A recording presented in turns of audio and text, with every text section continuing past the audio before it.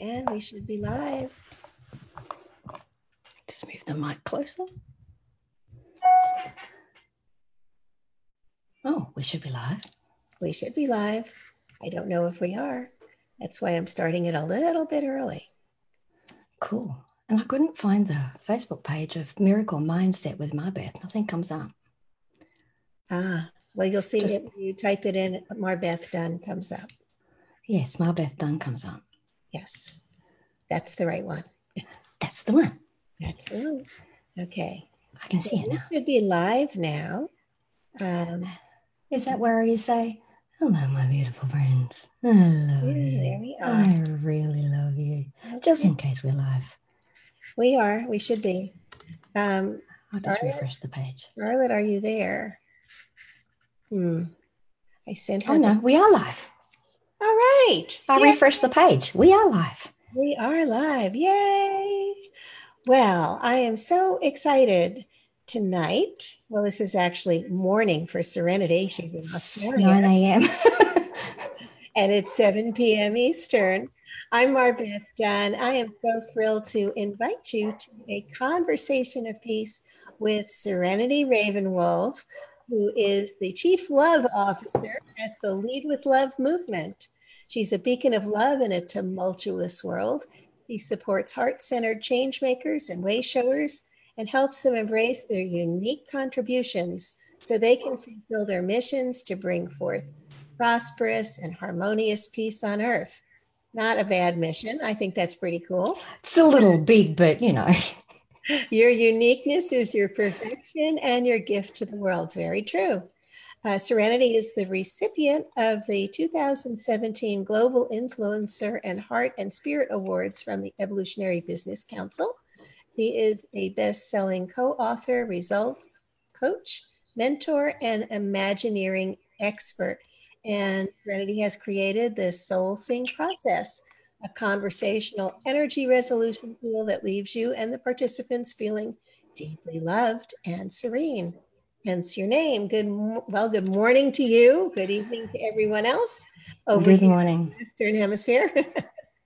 I'm so deeply happy and grateful beyond words to be here with each and every one of you, because all I love to do, as MarBeth will confirm, is love. It's true. It's very, very true. And so we are going to be talking about peace because we are in a peace experiment, and Serenity will be leading the experiment, leading the meditation on Saturday. So we're looking forward to that. So what are your thoughts on peace, Serenity? For me, peace is an inside job. You can't have it without unless you have it within.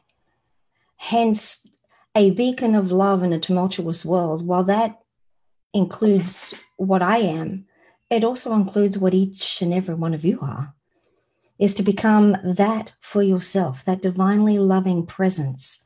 And when you start being your world's worst abuser and start loving yourself and guiding yourself with love, and when fear pops up, you know, you be that for yourself, suddenly this inner peace comes within. And when it comes within, you've seen people that look peaceful and serene, the Dalai Lamas, the Buddhas, the Jesus, and that's where it starts, inside. Mm-hmm. I agree with Harrison. When I watched Harrison's interview, inside job. Kudos, Harrison. Totally an inside job, right? Totally. Yeah, because our inner world reflects in our outer world. And so we're so excited to have you on this experiment because you're all about love. And I find that love and peace are so intertwined. And very. you are all about love. So that's all there is, isn't there? Absolutely. Absolutely. And so what do you think about, what do we need to do to have more love in our lives, Serenity? For me, we have these two inner folders. Speaking of technology, I put it into a technology metaphor. One's the inner unfamiliar folder and the inner familiar folder. Now, if anything feels, other than the fact, I like to have a disclaimer, never put yourself in a position where you're being physically abused, mentally or emotionally abused by anybody. Get out immediately. Absolutely. Because if it feels icky, sometimes it is actually just icky and wrong and dense, and you've got to get out. That said, though, we have this inner unfamiliar and inner familiar folder. And if anything feels a bit off or uncomfortable, it often means that it's like learning to walk, learning to drive. You just don't know how to do that yet. You haven't done it enough to take it from your inner unfamiliar folder to your inner familiar folder. Now, the only way to get anything from your inner unfamiliar folder to your inner familiar folder is practice. Practice makes the master. Doesn't make perfect, because even a master is not perfect. Well, I think also, when you're saying if something feels icky, if something feels icky, trust that that's your body warning you. Yeah. It took me a while to learn that, because one time I was driving to meet someone, and my stomach started to twist, and I just chalked it up to nerves, and it was not a nice person. And how often do we ignore that? Oh yeah, like sometimes it's almost screaming at you. Well, and sometimes we don't recognize what the message is. So it's really important to ask, what are you trying to tell me? I'll often ask my body if my body is giving any other reaction other than how yummy it felt to come on here this morning and spend time with you. I had a little bit of nerves because, you always get that before you go live, right? Other than that, but that was obvious. That's just what that was, a little bit of butterflies in the tummy. But other than that, it felt yummy. If it doesn't, I learned to treat my body like it's a consciousness of its own as well, and learning to communicate with my body. And when it gives signs like that, I say, oh, hey, body, what's up? Are you trying to tell me a message? Or if I don't get a hit on that, it's what energy, space, and consciousness would you like me to be to make you feel relaxed? And like this morning, I said, hey, body, you and I got a gig. What would make you feel the most expansive and feel good to have the interview? And I picked up a shirt. It was purple. And I said, because it's my favorite color. And it said, notice what I'm wearing. Yeah. See? And then it suddenly looked at the blue top, and I said, oh, so you'd like to wear that shade of blue? And I just felt this little titillation in body, like that little excitement. And I went, oh, okay, so we'll wear the blue today, because it's all about what I wear is all about making you feel comfortable. And it's the color, which the blue is very calming and very peaceful. Yeah. So yeah. So pay attention to those messages, because they can help you feel peaceful. And also talk to us about clarity. Clarity for me is king, queen, and everything. And the best story I give for clarity in general, and it's connected strongly to all, other than everything, the law of attraction. You need clarity. And the metaphor that I give, it's like it's your girlfriend's birthday. And you walk into the store of the universe. It has everything, if not 50 of everything that you could ever think of or dream of. It's like the Vortex. Go shopping in the Vortex mall. And in there, the clerk meets you and says, hello, madam. How may I help you today? You say, it's my girlfriend's birthday. I'd like to buy her a birthday present. What would you like to get her? And you say, I don't know. And then the clerk runs through a series of questions, color and shape and size, and trying to ascertain what she might like. And you don't know. Therefore, can the clerk ever help you? No. So therefore, the clerk eventually says, this is the store of the universe and the Vortex mall. Everything's in here. Just walk around. I'm sure you'll find exactly what you like. And I'll be over there. And he's thinking, helping that person who looks like they know what they want, who has clarity. Absolutely. And you leave the store after 5 hours of walking around feeling bitterly disappointed because you didn't have any gift for your girlfriend. So clarity is all about that. When we have clarity about what we like, what we don't like, what feeds our soul, what doesn't feed our soul, even learning to communicate with your body. Hey, body, what would you like? So learning what your body likes, learning the foods that makes every mouthful feel like a mouth orgasm. And by the way, when it stops feeling like a mouth orgasm, it's your body telling you to stop eating. There you go. Have you ever eaten that something, whatever it is, that just felt like an explosion of yumminess in your mouth? Oh, absolutely. And to me, that's your body communicating. And clarity, learning what does that to your body, what types of food do that to your body. Yeah. or for your body. And all of that stuff is clarity. And when you have clarity about all areas of your life, regardless of what it is, suddenly life starts to feel good. And that, I believe, helps with the inner peace. Because I don't believe you can, it keeps you tapped into what I call the dream, sleepwalking in the dream of the 3D matrix. When you have zero clarity, because you're just walking around like a zombie, not knowing. And then you just become part of fulfilling everyone else's dreams and goals in life because they know what they want. So it makes you a puppet, you know? It does. But what if your clarity is just focused on wanting peace? You want peace. Then you're going to create you would walk around and just be a big ball of love like I do. Absolutely. Because whenever I show up to someone and I look at a stranger that I've just met and I say, hello, my beautiful friend, I love you. And they say, how can you love me? You've just met me. I say, oh, trust me, I do. Aww. And then sometimes if I feel it's just because they couldn't receive it, I'll play it down a little bit so they can receive some of it. And I'll say, it's okay. It's nothing personal. I love everyone. And then they think she's just a bit wacky, but then they can receive at least 5% of what I just offered them. Absolutely. Instead of nothing.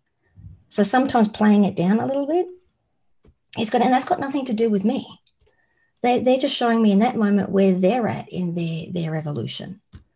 And God bless their cotton souls. Most people are walking around in some form of pain. And I have deep compassion for that. And sometimes if I feel them in heat, actually, yeah, speaking of that, I have a little mantra that's perfect for that. And the only way this energetic soul was able to walk through malls and go shopping anywhere where there's lots of people and feel comfortable and not take on all of their stuff and feel all of their hatred for themselves, speaking of pain. Sure. I walk through now I can look everyone in the eye and smile at them because I know that I'm unraveling their stuff in their world and being a beacon of love. And in my mind, the mantra is this: I acknowledge your pain. I love you. All is well. Bless you. Thank you. I'm grateful. Beautiful. Try saying that for 3 hours when you've got nothing that you have to concentrate on and feel anything less than peaceful and bliss. It's similar to Ho'oponopono. Kind of, and it's got the 3 couplets, the power of 3. It's got the acknowledging the pain. When you acknowledge something, including pain, anger, anguish, whatever you're feeling, it can start to unravel. You know, a lot of the old paradigm modalities are pushing everything away or releasing it or just returning it to sender unconsciously in the guise of being conscious to do that. But how about just acknowledging it and then letting them know that you love them?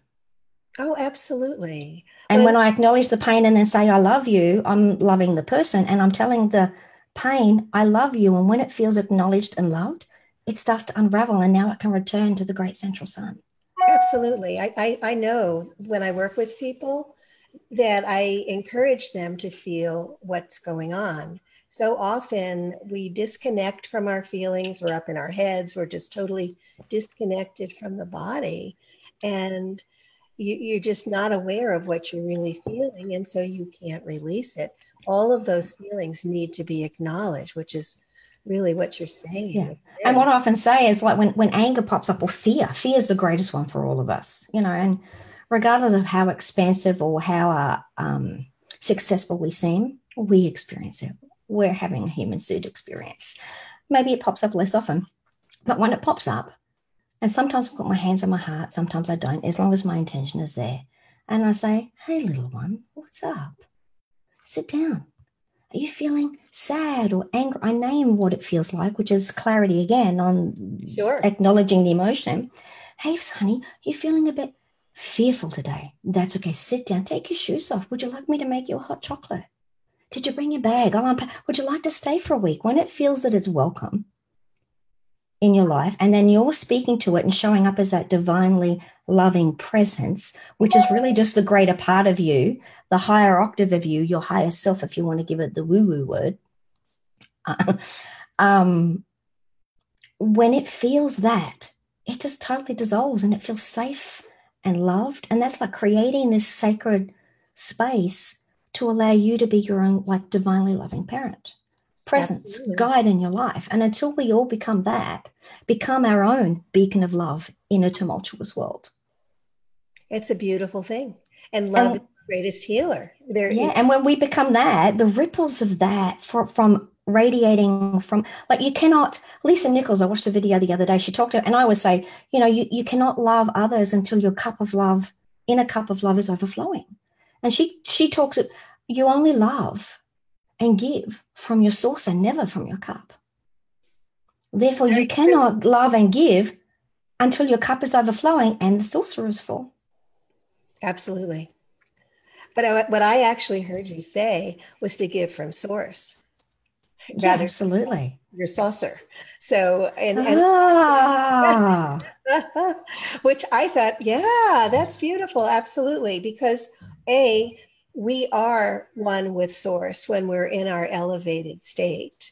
And so we have that capacity to just give that love and just, without getting triggered, just staying in a very neutral place and just loving from that beautiful state of neutrality and as that we are love, we are. Well, the only way to change the world is to become that beacon of light for yourself. I can't see it happening any other way. And source brings through to me, it is the only way for us to return to love, and not man-made love, like the millions of different types of love we built. There's only one love. Oh, absolutely. One love, one heart, and it's that divinely loving presence, and that divinely loving presence would be what you would imagine Jesus would be like, Buddha, an ascended master, an angel. Whenever you've had any experience of feeling one with everything, that is the divinely loving presence. And that greater part of you is so waiting patiently for you to desire to connect and work with them, like working with your body. It's like the power of three, right? The triad. Learn to communicate with your body because it's housing your consciousness, and you couldn't be here and having an experience without that. So treat it nicely. Then there's be your own divinely loving presence, you, and then your divinely loving presence, which is the power of three, is the one of you. Absolutely. Well, I like to think of us as having three levels. So we have our physical level, which is basically separate from others, and believing that it's separate from others. Then we move upward into a more energetic awareness, where we recognize that our energy affects other people. We walk into a room, we feel the energy of the room, we react to it. And then finally, we have this spiritual self. And it's here we can really unite with others, which is what this peace experiment, this World Miracle Peace Experiment is all about, this unification with the spiritual part of the other people who are participating in the experiment. And we move into a state where there's no time, there's no space. It's just a miracle field. And it's from there that we create this shift. Speaking of no time and space, MarBeth, I got a question to ask everyone. And please, even if you're watching the replay, type your comment below in the comments. Am I the only person experiencing time as we know it seriously blur? Like lots of time warps, and unless I set timers for things, I can speak for 4 hours and time is gone. It's just the natural state of being is starting to become this timelessness, this, as we get closer and closer to what people are calling the 5D vibration. It's just blurring more and more and more. I can have a conversation with a friend, unless I've got a timer set, 3 hours go by and dang, done it again. I know. Well, first of all, when you're completely present, there is no time, because you're just moving from instant to instant. It's when we're like focused on what time is it? What do I have to do when? Now you're concerned about the future, or you're stuck in the past and you're not really in that pivotal point of power, which is your present moment. Can make it difficult to show up for appointments and things, though. You have to learn 3D strategies like alarms and digital reminders and everything, and 2 or 3 of them, because I'll often unconsciously reach over, turn it off because it's a loud noise. And then suddenly another hour has gone by, dang, I missed it again. Absolutely. Yeah, it's a beautiful thing. So, and service is so important when we're so focused on creating something that's bigger than ourselves, that like a peace movement, or like a world filled with love. being of service to others, then we also are moving into a greater spiritual power too, wouldn't you say? Yeah, absolutely.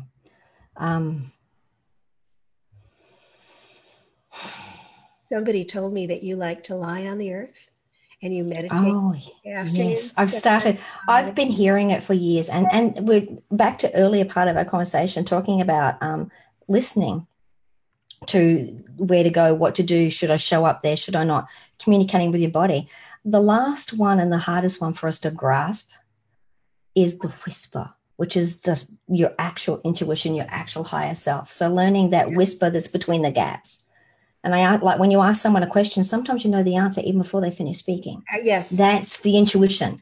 And it's quiet. You've got to be still and know that. And the word God to me is an acronym. It just means great overall designer. It was a typo in the Bible, I swear, and everywhere ever since. Not the capital G word, because on that, if God, G-O-D, great overall designer, is the creator of the macrocosm, in my reality, and we are made in the image of God, great overall designer, therefore I am God also.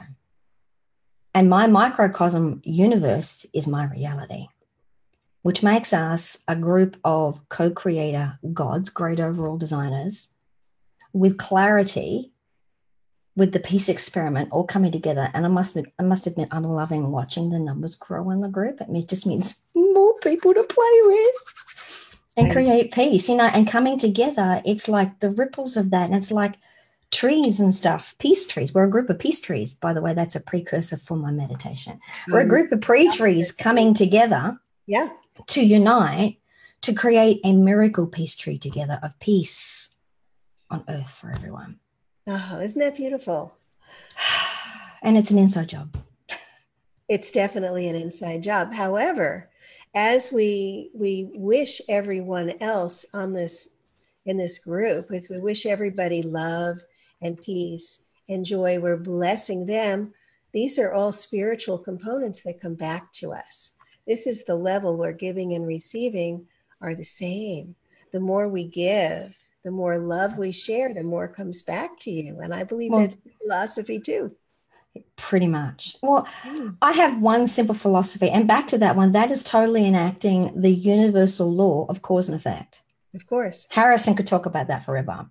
What you give out directly proportionally comes back. So if I'm here to be for divine love and create a tribe of the Lead with Love movement around love and returning to love and being all of ourselves, then if that's what I want, then why not give it out and bless others for it? So I always give a blessing. You'll often see me write, may you be blessed with infinite love, abundance, wellness, serenity, success, and joy. And that's a beautiful thing. I've always noticed that about you. It's really a beautiful thing. I desire all of those things. So why not bless it to everybody? Because that's enacting the law of cause and effect, because I'm giving it out. Even if I don't have it now, if I'm giving it out and blessing everyone for it, then it has to come back to me. Of course, but you're doing it on the spiritual level. If I give you $1 on the physical level, I give you $1, I don't have the dollar, you see. However, but it doesn't have to be a physical dollar. It could be a smile from you, which is worth $1 to me. Exactly. So when we're up on the spiritual level and we're focusing on love and just blessing people, even if they're angry, even if they're upset, we just look at them with compassion. We don't know what created that mood that they're in right now, but we just hold that space for them, just hold them with love, and we can stay in a neutral place. We don't need to get engaged with it because we can stay peaceful no matter what's going on around. Yeah. And in alignment with what you just said, I believe to the depth of my soul that everyone and everything that shows up in our lives is just the divine, giving us the opportunity to be love. I believe that too. So when they show up to you and they're spewing anger and whatever all over you, presupposing they're in some version of pain And sometimes to some degree, to such a degree, they don't know what to do with that. So they're just spewing it everywhere they go, because life has trained them that when they be like that and life reacts in a certain way. So you totally unravel their world when you show up and they're spewing stuff or lava all over you, and you stand there and just be a divinely loving presence. Don't take any of it personally. Water off a duck's back, and you say, you know what? And that's when I start saying, I acknowledge your pain. I love you. All is well. Bless you. Thank you. I'm grateful. Sometimes I say it aloud. I'm so sorry that you were in such pain. Yeah. That you would speak to me like that.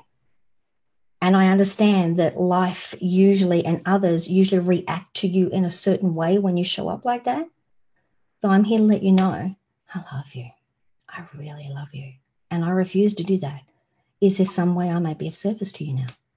Suddenly you watch that anger unravel. And sometimes when they're being like that, and then my simple philosophy to live all of life, 3 things: love, compliment, and bless the crap out of everything. It works. So when they show up as anger, I just compliment them. Absolutely. And sometimes, first one, they're still going, blah, blah, blah. Oh, okay, I'll give a bigger compliment. And they stop for a millisecond and then still go, blah, blah, blah.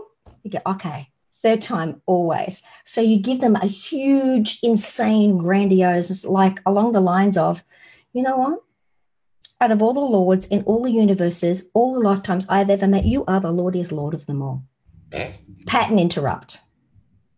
Dead silence on the other side. Dead silence. I can't speak for seconds, which feels like an eternity, as they're just processing that. And they say, suddenly their anger disappears. And they say, you know what?